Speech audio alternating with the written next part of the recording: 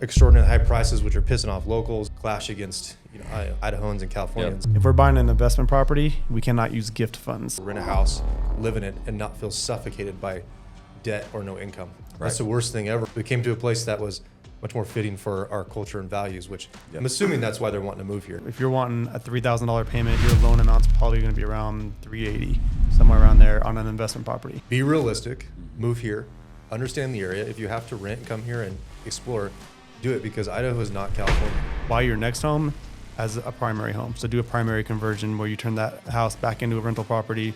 Now you're not required to put 20-25% down on the next house. If I was starting over at that, that's how I would have done it. What if 60,000 of that 73,000 is in crypto? Now we're getting into the weeds. Well, I'm excited for this situation. We're going to obviously keep their names out. They're not in a rush to move. Their parents are building an addition to their house where they live, so there's like a spot where they can be in transition, and their rent is super cheap, only $1,000 a month. But they're looking to get out of a place that they've been. Their goal is to own 3 houses in the next 10 to 15 years. Okay, so 3 houses in the next 10 to 15 years, 1 investment property, 1 home they live in, and then a getaway house. And so a family friend came to them due to their investments doing very well and offered to gift them $30,000 for a down payment. So they got around $30,000 for a down payment. And the reason for buying sooner than later is to capitalize on the gift. Whatever home that they do buy, they would have to rent out immediately for at least a year before they get their ducks in a row and can move to the Boise area. So they're moving from another state. Which state? A state that I will not name. California. Got it. So they already know, because they follow us, they already know the questions that we ask. So yes, they are okay with the home values potentially declining. And yes, they, depending on what they buy, they're okay staying in it for 10 or more years. So they are okay with the long-term game, the long game, and they're okay with potentially seeing a house. So, so I guess with that being said, what other questions would you guys start with? Because this is a pretty good thing. So what other questions would you guys have? I just want to understand something real quick. So they're wanting to buy a home here, rent it out for a year until they can get established, and then move into that rental house, correct? Yeah. So essentially capitalize on that $30,000 gift now. So by using that, they want to use that as their part of their down payment to get something up here in Boise, and then in about a year move into it. So buy it as a rental first, move into it, and see if it. What do they have sense. for? What's the current income? Okay, current income. That's great. So their current income. Tom, do you want pre-tax, post-tax? I only care about pre-tax. Pre-tax income is right around $127,000 a year. $27K. What kind of debts do they have? What kind of debts? That's another good question. So they have, looks like the only debt that they have is student loan debt. They currently have $605,000 that is 0 interest, fixed payment loan. And then the remainder varies on the amount of like a 4.75 interest rate. And then I guess my last question before Tom jumps into it is, what is their plan for employment when they get here? Yeah, let's see. So their current job situation is his wife is a teacher, and she'll only be working about 1 more year, and then she's going to be finished up. He is a healthcare patient case manager. So he says that his job is essentially in sales, and he works for his father's clinic. And I've expanded on that. His desire is to open a clinic here in Boise by the end of this year or the beginning of next. Him or his father? It looks like it. He's saying him. Oh, okay. They haven't determined the exact location, but it looks like they are wanting to open up a clinic here. Okay. So maybe his dad is opening it, and then he's going to come up here and manage it. Would be my understanding of that. Maybe that's why getting in a home sooner and then renting it out for a year so that they get that established, and then once that's established, they come up here and move. I saw the picture of them they sent through the email, and they look pretty young. I'm not sure what generation they are, but first of all, just by looking at this stuff, I would say, awesome job for them. I think so many people are villainized on having success like this and having family that helps out. How much in savings do they have? Yeah. So they have around $73,000 in savings, and every month that goes up. So they are obviously living on a budget, increasing that. That's amazing. So I'm not here to villainize them at all, because I think that's amazing for the situation they're in. Yeah. I think they obviously have been taught from their family the right way to save and prepare for what they want to do and not jump in anything without making rash decisions. So they have a good landing when they're able to get to the area. Yeah. One thing they did say is they would like to retain about 20 to 25,000 for emergency savings or repairs on a home. So although they have a total of $103,000, they want to at least have 20 to 25 not spent on a down payment. Right. They're concerned about their payment. So we kind of hashed out their situation here. They're looking for a payment, and I think this is something that a lot of people would have. If I'm going to buy a home, is there any way for me to buy a home as a primary residence if I'm not going to live in it for a year? So when you're purchasing a home, on the deed of the loan, you are agreeing to move in within 30 days. Okay. Again, unless there's some kind of like 30 to 60 day rent back situation, but you're agreeing to move in within 30 days. So there's two immediate issues that I see that won't allow for a primary purchase. Is one, his income is in a different state, unless there's a way for him to work completely remotely. And then two, he's not planning on moving in for a year. Okay. So those two things won't make it possible to buy as a primary home. Okay. And then so what do you get hit on with when you change it from being primary to being like, would it be better to have a secondary house or is it better to have an investment property? So then there's two major hurdles there. So second home is going to price a little bit better. You can put a little bit less money down than on an investment property, although... Like what percentage-wise? I mean, technically on a second home, you can put as little as 10% down. It used to be super advantageous to about a year and a half ago, 2 years ago. Fannie and Freddie changed the guidelines where they used to price, a second home, like a vacation home, would price out about the same interest rate wise as a primary home. You were just going to need to put at least 10% down instead of 5% down. About a year and a half ago, they changed that to a lot of people were taking advantage of the second home. And because the second home, you just have to agree to live in it a certain number of days a year, whether it's like a vacation or what. So people were allowed to use second home loans to buy Airbnb properties. Yeah. And so I think Fannie and Freddie wanted to kind of shrink that gap of like people taking advantage of those rates and really buying an investment property. So they've made it to where if you're putting 10% down, you're probably going to be paying a lot in points to get an interest rate, just based on pricing on the market right now. So the advantages of buying an investment home would be you're allowed to use projected rent to help qualify. Mm-hmm. The disadvantages is the pricing is going to be a little bit worse on an investment home than a second home. Okay. My only caution, based on kind of some of the things you said, is if you're buying a second home and you put it, on a rental website for long-term rent, you could potentially run into the trouble if they ever like audit your loan and they see that you listed it for rent especially if you did it within the first 30 days or so. Yeah. How many secondary loans? So like, let's say he was to buy it on a second, and I don't know the situation, right? Let's say he was buying it, going to do a Airbnb rather than a long-term, right? Which kind of would help him be okay with the second home. But what if he buys it with a second home, on a second home mortgage? How many second home mortgages can you have, or are you only allowed to have one? Yeah, because he did mention in one of his goals is that he's wanting to have this one is a home that he wants to move into, but then he also wants to have a getaway home that maybe he's I don't know if he's going to Airbnb or he's right. Investment, primary, second homes, you're allowed 10 Freddie Fannie mortgages. So the rule with the second home is you've got to have a reason why this is a vacation home and not an investment home. So if you're buying one in Boise that you're going to rent out and then you want to go to McCall and buy like a true second home or an Airbnb property, that's fine. It's typically like a 50-mile radius or like a good explanation of like, hey, this one's in the mountains, this one's down by a lake, something like that. It's got to kind of make sense for the lender to see it as a second home and not as an investment. Okay.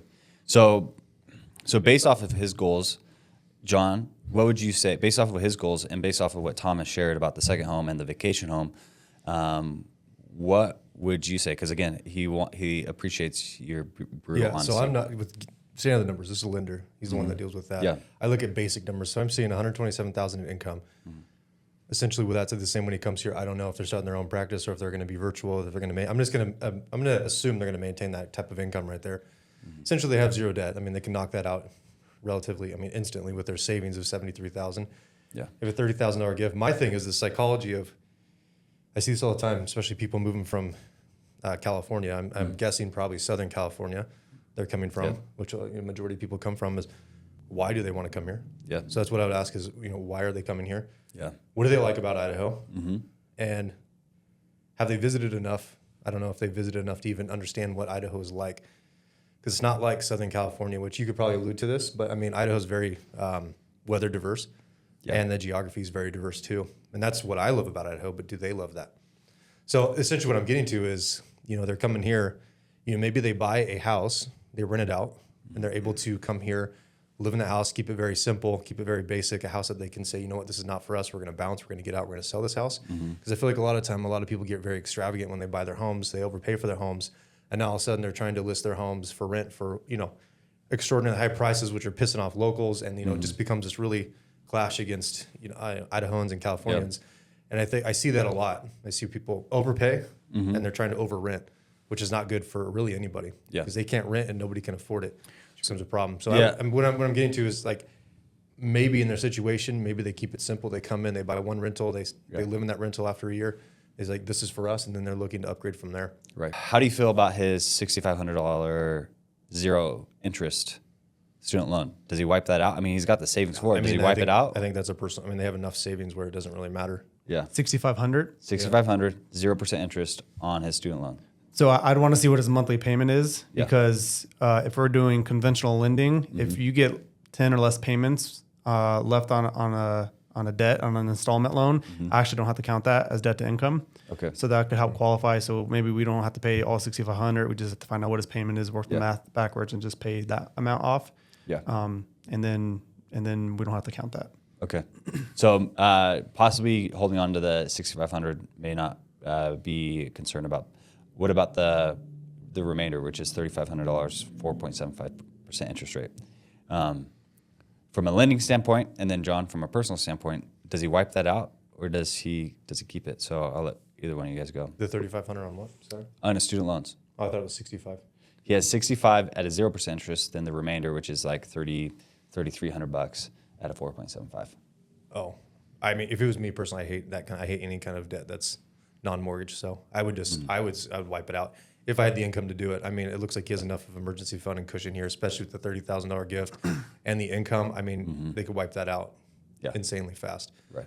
And they're in a great spot, and that's what I like about this. I like seeing this because I'm guessing by the photo that they sent, they're relatively young, and it's amazing to see that they're not in that victim mentality that I need all this money from everybody. I need these gifts. I need all these grants. I need all these. I mean, give me. Right. Looks like they're putting the work in. They're doing it. I mean, that's good on them. Yeah, it's like they're putting. I'm excited to see that. Yeah, so. It's like they're putting in the work, and it's like they're getting repaid. Well, and there's another side I look at too is when they come like this, they can choose at a young age to come here, rent a house, live in it, and not feel suffocated by debt or no income. Right. That's the worst thing ever, is moving from a state that has predominantly higher wages to a state that doesn't have those kind of wages, unless you're self-employed and you have your own business. But I mean, we see so many times people move here and they're completely crushed by low income and high debt. Right. And the experience to moving to Idaho turns into a really bad experience. Right.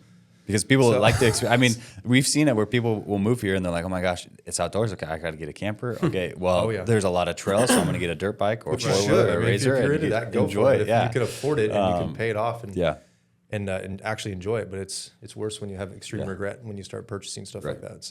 So from a lender standpoint, does he wipe out the $3,300, or is it all strictly based on the minimum? Yeah, I mean, that's a slightly bigger conversation, because I'm actually like the anti-loan guy. Like I agree. Like the only debt, I mean, I understand there's reasons and things that you have to do, but I personally, your mortgage, your home debt is the only good debt in my opinion.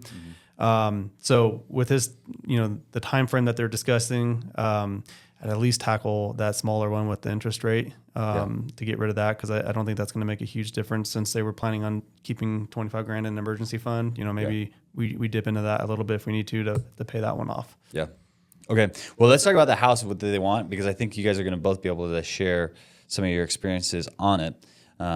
Maybe personal experiences, maybe not. So one thing that he's thinking is, if he buys a non-owner occupied house, he's going to be hit with like an 8.5% interest rate. So I know interest rates and all that kind of stuff gets kind of funky when you're talking to, licensed lenders. So I'm going to throw out a couple of assumptions and see if these assumptions that I throw out, you would be able to answer this question. So let's assume that his credit score is like a 750 credit score based off of his financial, literacy, right? He's very wise with his finances, it looks like. So let's assume that he's at a 750 credit score. And can we assume like the prime rate is like a 6.99% interest rate?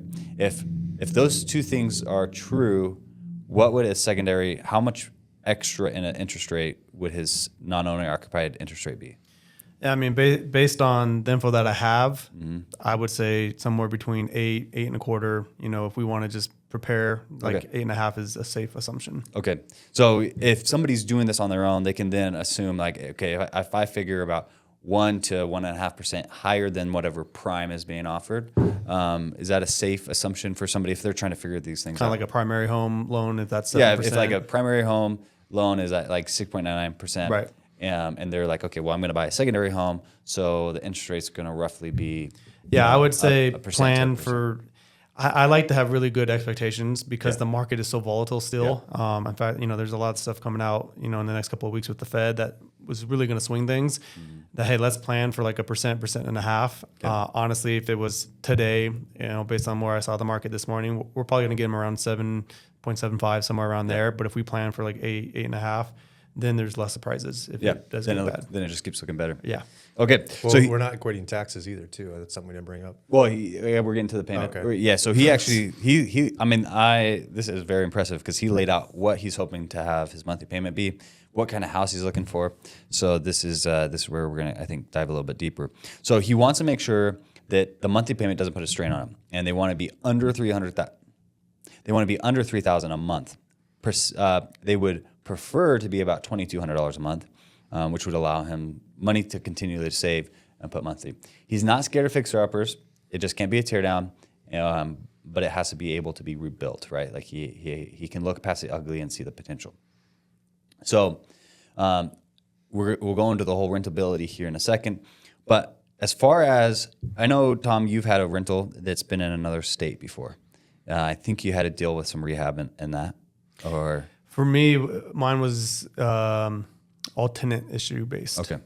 And so maybe you can speak to that, having a rental. I know that, John, you chose not to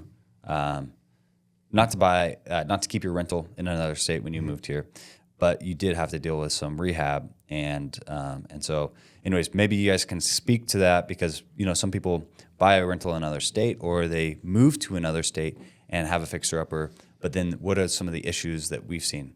So if one of you guys want to jump on that first. We've seen a lot of issues. I think it really, I mean, my family, for example, and they've been renting pretty much their entire lives. Yeah. They're the pinnacle of the best renters you've ever want. They're actually renting from somebody that lives in the state of California that bought here or bought in Nampa, Idaho, moved here, decided they didn't like it and moved away. And that's why I'm saying their house is simple. It's a very rentable home. It's a modern, nice, accommodating house. Is it custom? No. Is it tear down? No. It's a very just nice, livable house. And that's why I'm saying this situation, I see it so many times, people moving out of state. If they just keep a house, keep it simple, where if they can rent it out, if they decide not to be here or not, they can go either way. Yeah. And it sounds like, from their finances, by looking at the way they laid everything out and how organized they are, I can tell that they've already had a plan. They probably implement the plan, and they're very smart, and they're going to make the right decisions. Yeah. And I appreciate them reaching out, but I feel like they're already set on the path, and they know what they want, which is great. Yeah. But that's my opinion. Just keep it simple. And then when it comes down, he's talking about buying a teardown. Not a teardown. Buying a house that's fixer-upper. I think the first initial house, you should be really weary of that.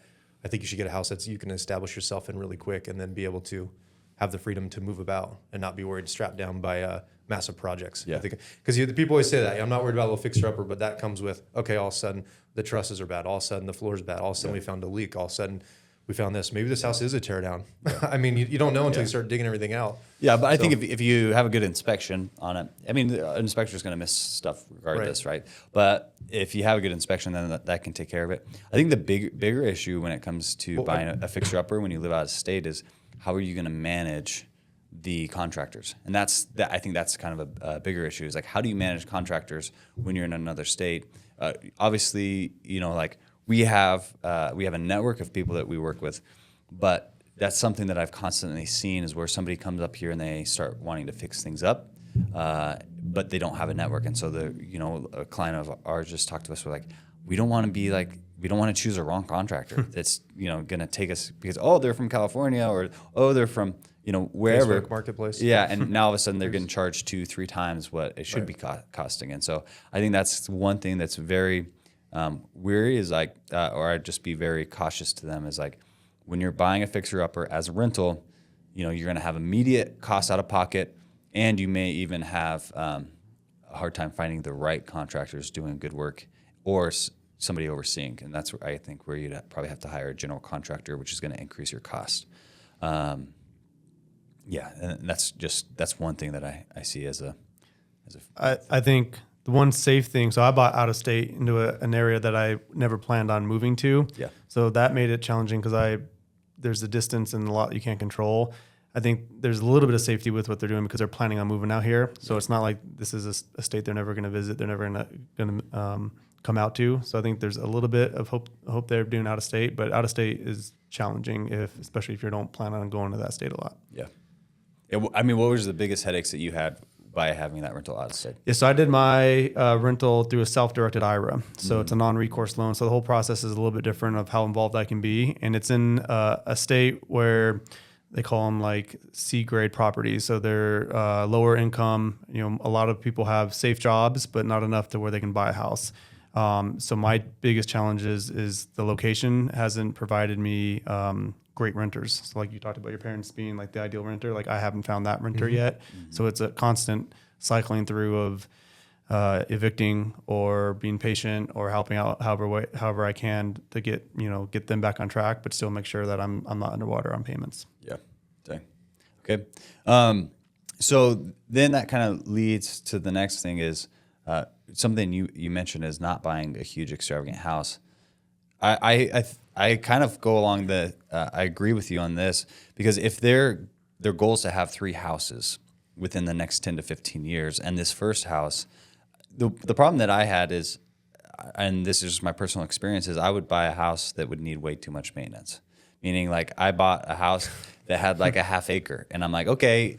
And then I start talking to property managers and they're like, well, listen, a tenant's probably going to like make this yard go to junk, or I'd buy too big of a house and so I think those are, so I think I appreciate and I align with that, John, where you're saying don't get an extravagant house, like just get a very basic house because if it's going to be an investment property and you're just going to live into it while you're establishing the clinic and then look at the get into your forever home, right? Like that's kind of how, it's like a stepping stone to get into your forever home because then, and I don't know if you guys can speak to this, but we've often met with people where they thought they wanted to be in a certain area. They moved up here and they created a community in a community that's way outside of town or in a completely opposite area. I can't speak to that. I mean, I'm going to flip the script here a little bit. Yeah. And I'll put my personal situation here. We moved to Idaho in 2018. Our plan was to keep our rentals in Oregon, right, and then move to Idaho. But we decided at the last minute, once retired from the Army, I was like, we're going to get rid of absolutely everything. We're going to move to Idaho. We're going to start a new life because we love Idaho. We've been there 8 to 12 times prior to this, met with great people, met with you, and said, this is the home we want to be in. I mean, Oregon's a complete shit show. So is California. And we didn't agree with the taxes, the lifestyle, the way things are becoming. It's sad because we're born and raised there. We came to a place that was much more fitting for our culture and values, which I'm assuming that's why they're wanting to move here. I don't know the exact details of why they want to be here. But anyways, we moved into a patio home, a rental, which crazy enough, somebody in California owned that home. They moved here, didn't like it. They moved back to California, but kept that patio home as a rental. So we moved into it. And we spent the next 8 months getting to know the area. We went everywhere. I think that year we put almost 8 to 10,000 miles on our Tahoe and drove everywhere, checked everything out. I met with everybody. And we loved the neighborhood, but the neighborhood we were priced out of, Tuscany. We just, at that point, looking back, I wish I would have bought them there right now. But we found a great neighborhood, a brand new home that we loved. We moved into, and it set our course of continuation, generating wealth through real estate, which is awesome, which allowed us to get into the property we like now. Is it our forever property? Probably not, but we're on an acre. We have a ranch home, and our kids love to go play in dirt, and that's what matters.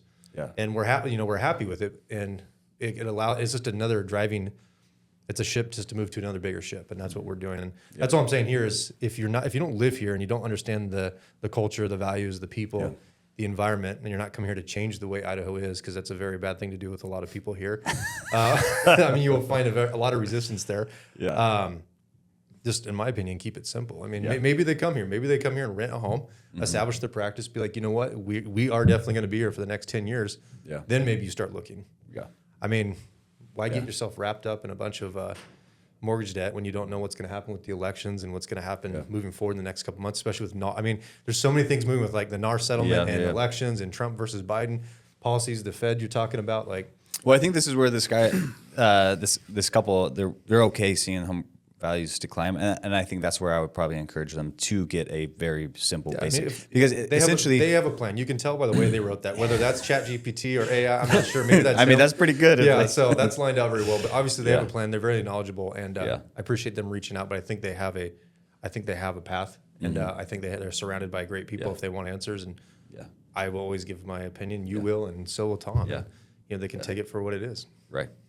Right. So that goes to that leads. Unless you have anything else to say on that, Tom. Nope, on that. Okay. Good. Okay. So that leads to the next question. If they have, so essentially they have $103,000. They may be paying off debt. They may not, and they're wanting to retain about $20,000 to $25,000 out of their savings. So that means they're roughly looking at a $80,000 down payment. We'll factor about $75,000, factor in closing costs, things like that. For cash to close, that puts us, $82,000. So what does that put us at if they want to have a payment $3,000 or under?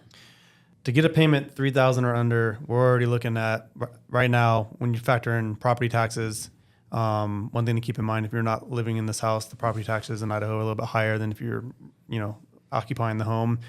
Insurance, if you're wanting a $3,000 payment, your loan amount's probably going to be around $380, somewhere around there on an investment property.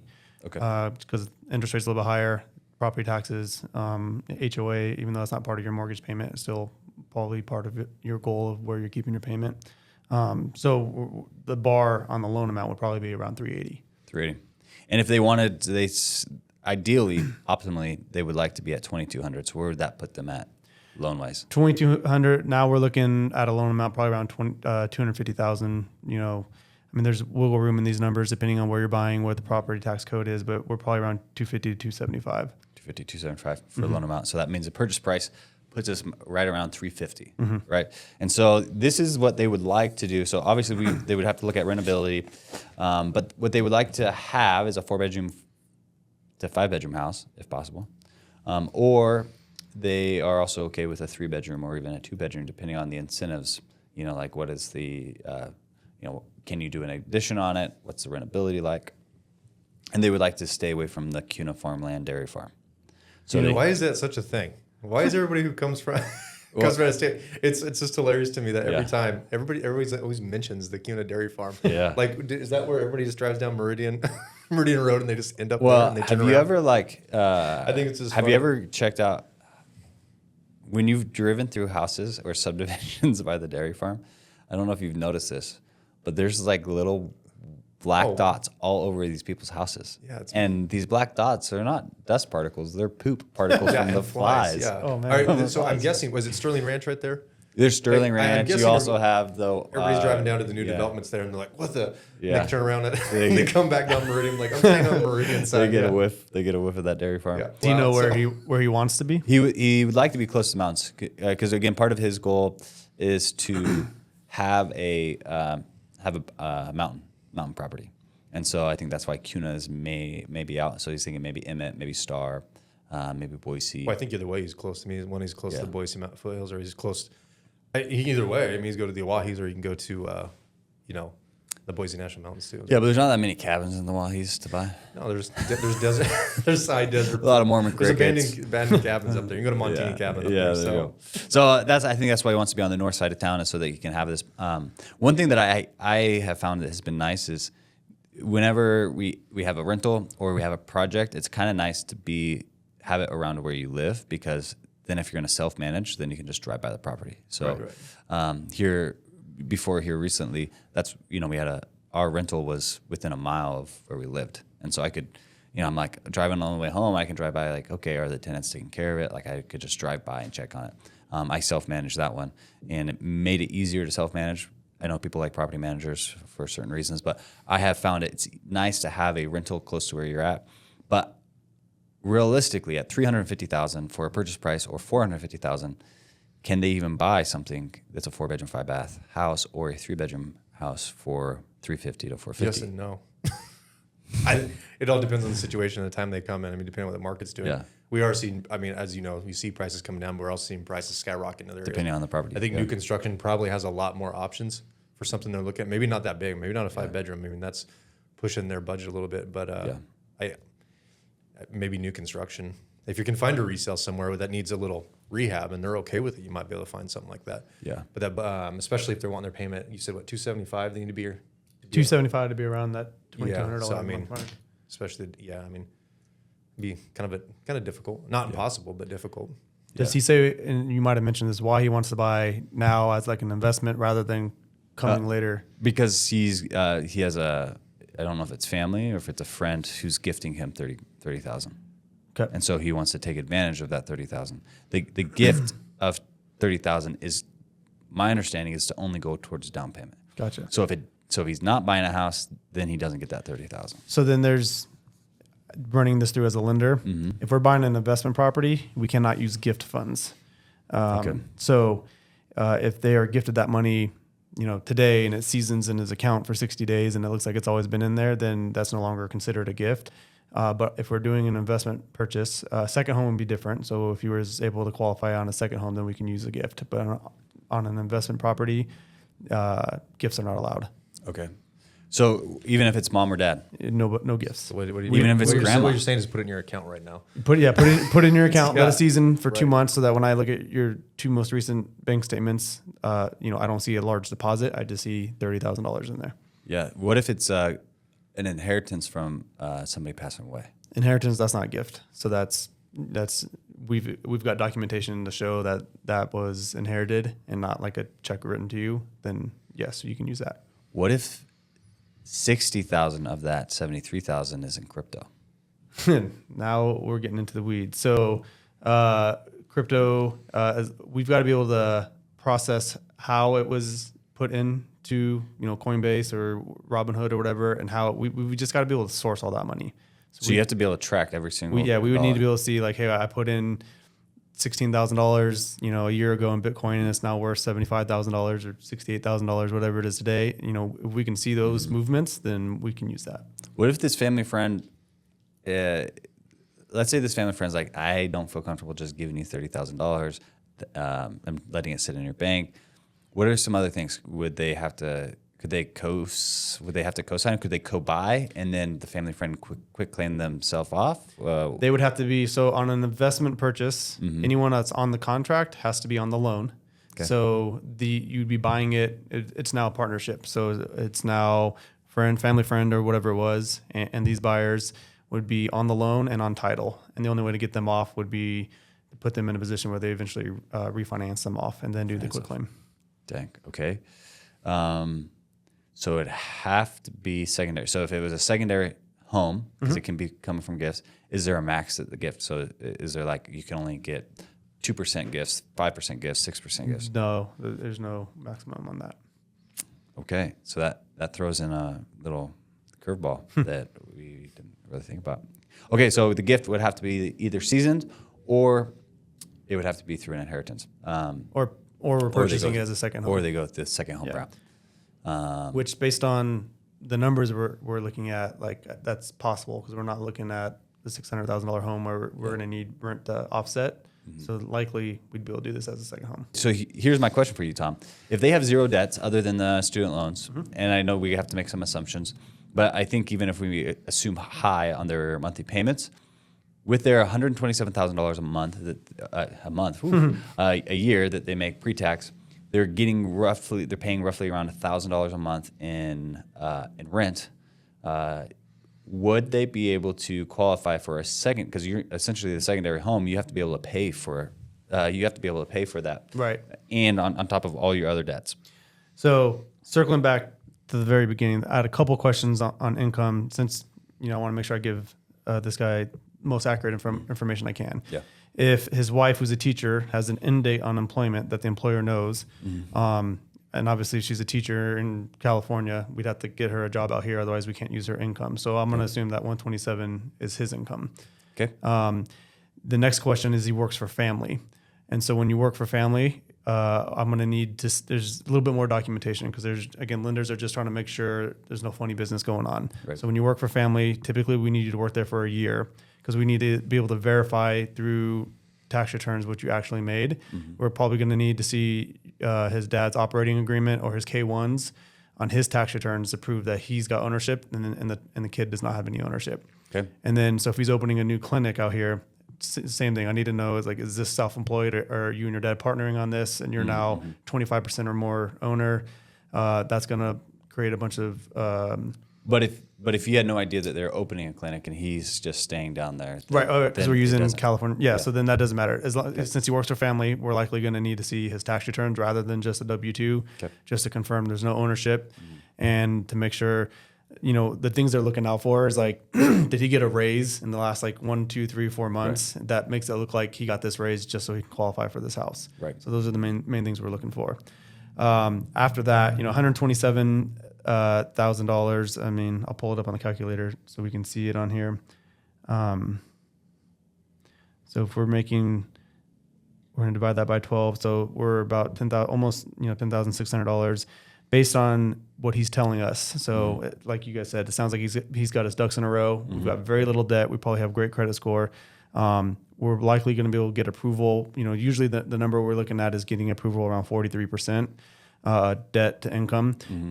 Based on his situation, we can probably get that up to 48, 49%. But I'll just use 45% debt to income is we need to be all of his debt, including his rent. And then the new home he's purchasing will need to be about 47.62. So we said $1,000 for rent with this family. $1,000 for rent. And he's probably paying off the other debts. If he doesn't pay off the other debts, so I think then if he wants to be $3,000 or less, I think that's when you start having a conversation then about the student loans. Yep. You take that because you take $3,000 out of there. What does that leave him with that he can have on his student loan? That's about $762. $762. So to me, we don't need to go investment. This way he can get his gift, and we can still qualify for the loan. Okay. When you buy a secondary home or a investment property, do you need to have a certain amount of money in reserves? That will be determined by AUS. So every lender runs every loan application through Fannie and Freddie's automated underwriting system, and it kind of is like an algorithm. So it takes in job history, it takes in assets, it takes in credit score, all down payment, all of these things, and it'll kind of say, hey, here's the risk factors that we see. And we're going to need to see this in addition to the home. So it's usually 1, 2, 3 months of reserves for that house. Okay. So that's something where, if we're at 49% debt to income and we're just barely squeaking through, we're probably going to need a couple months reserves. Okay. But he's trying to save that $25,000 of emergency funds. I with the credit score and everything like that, I've not seen that much reserves needed. Okay. But that's determined by running the AUS system. Okay. Okay, that's all. A good positive just listening to all that though. Like even if he comes here, he doesn't start his practice. If he's in healthcare, I'm not sure his certifications or what he has, but what a great career to be in, especially in this area with how big healthcare is here. Right. Teacher wise, the wife might struggle a little bit because I know there's a lot of conversation about teacher wages here and how they haven't really kept up with modern day times. But but teachers here that I do speak with, which we do have some clients that are teachers, they love their job and they love what they're doing. So I'm not well versed enough to even talk about what their wages are and what their benefits are, but. It seems pretty abundant for both of them. Yeah. I've seen in the last 2 or 3 years, I've seen law enforcement, fire, all that. I've seen their wages start to seriously increase. So you'd be the one to tell us. I'm sure wages, teachers, so. we haven't seen that yet, but it looks like Idaho is trying to catch up. Right. Yep. So final question for you guys, and whoever wants to answer first can answer. With wanting 3 homes in the next 10 to 15 years, what is his first, second, and third purchase based off of his scenario here, starting with Jonathan? Yes. It's really, I'm just going to keep resorting back to make sure you want to be here. Yeah. I keep seeing so many times people move here. Yeah. They have this big dream of the Idaho homestead, the lifestyle. You see all these influencers posting like, hey, here's our $2 million property that we bought in, Caldwell, Idaho. And then a year later, they're selling it. Like, be realistic, move here. Understand the area. If you have to rent and come here and explore, do it because Idaho is not California. Yeah. I don't care who tells you that or who keeps trying to change Idaho into California. Yeah. It's not going to be, at least for a long time. So make sure that you understand the culture, the people, the areas, the diverseness of it, the income, building the business here is a lot different than in California, a lot less regulations. You might thrive here in Idaho opposed to California. Right. That's what I would say. And then once you get here, just do it. I mean, are you saying don't buy it all, just come here and move? Or are you saying buy the rental first because two things. Like obviously I don't know them and I just see their scenario here. They're obviously well-versed financially. They're doing well. They're a young couple. That's awesome. I applaud them on that. And I think that's great to success. My two things is either come here, get to the area, or come here and buy a modest, keep it simple home. And then it can be rented. That covers all the different factors. If we buy it, this is the mortgage. The rent can cover the mortgage. Correct. Yeah, they're renting it out. They come in here in a year. They move into that house with like, this is what we're doing for the next 10 years, and then flourish from there. Yeah. I wouldn't say come down here and be buy, and then be stuck. Because what if something happens back at the family business, or what if wife can't get a job, and what if you have this massive problems, and what if all of a sudden, Biden's not gonna release all the student debt, and now you're multiplied and you have to pay interest. I'm making that up, but I'm just saying there's a lot of scenarios, and it's heartbreaking to see people move here and then not flourish because now all of a sudden they want that sunny 300 days of sun in California. But Idaho's awesome. I say come on over, but don't try and change Idaho, and just make Idaho better, not worse. Yeah. Strategically, I think they have a lot of advantages. Looking at what their notes are, they want to get out here, and they seems like they've done a lot of their due diligence. I would, if you're going to buy as an investment property, make sure, like you said, like you're understanding the risks and the rewards there. When they move out here, maybe move into it for a little bit and refi into a better rate. And then what I would do is, buy your next home as a primary home. So do a primary conversion where you turn that house back into a rental property. Now you're not required to put 25% down on the next house. If I was starting over at that, that's how I would have done it. Like buy a 3-bedroom, maybe not a 5-bedroom unless you absolutely needed it, since you're going to be renting it out for a year. Move in, be in close quarters for a little while, and then find your next home. Now that you've been established out here for a little while, where do you want to be? And then buying the next home as a primary home there's so many more advantages to it, from less money down, better interest rate, all those things, that you can turn that house back into a rental, especially if you've seen it rent well while you were not living here, and then go get your next primary home and then do that again. Or then buy your mountain home. Okay, cool. What would be the final questions that you'd ask them that you didn't know, or that you would say, hey, you should think about this? Final questions. I think we pretty much went over the story they gave us here.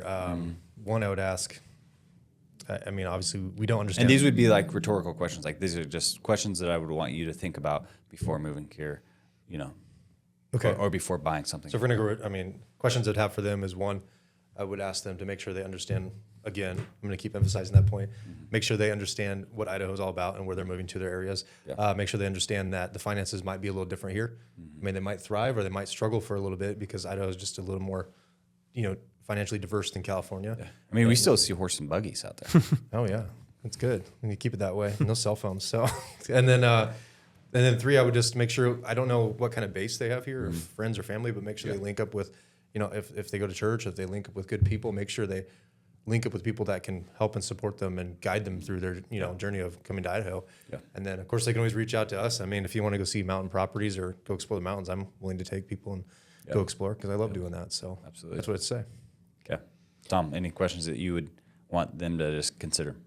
Yeah, I'm on the opposite side. When we moved out here, we came out to visit. My church was planning a church out here, so we knew generally where we wanted to be, and we left with the down payment on a new construction home, and we didn't see that home until we moved out here. God